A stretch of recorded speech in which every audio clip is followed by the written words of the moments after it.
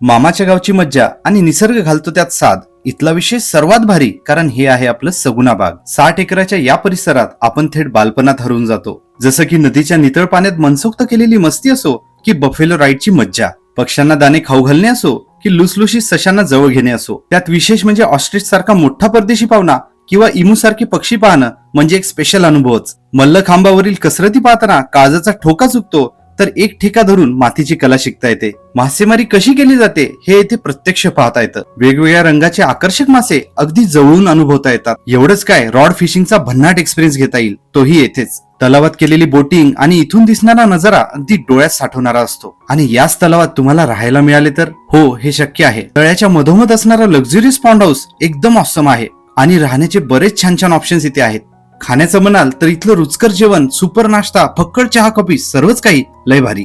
त्यात मजा मस्तीचा ओव्हरडोस म्हणजे झिपलाईनचा थरार, कुंभारकामाचे कौशल्य, शिंपल्याची गोष्ट, कित्येक ऍक्टिव्हिटीज. मला आवडलेलं सुंदर ठिकाण म्हणजे शेकडो कमळ आणि वॉटर लिलीचा तलाव आणि त्यात मधोमध एका झाडाच्या बुंद्यावर असलेलं सुंदर मंदिर. आणि हो, दिवसा चिकूच्या बागेत थंडगार सावलीतील जेवण, तर रात्री त्याच बागेत रंगलेली मैफिल कधीच न विसरता येणारी. तर असं आहे पुणे मुंबई नाशिक जवळचं मामाचं हे गाव.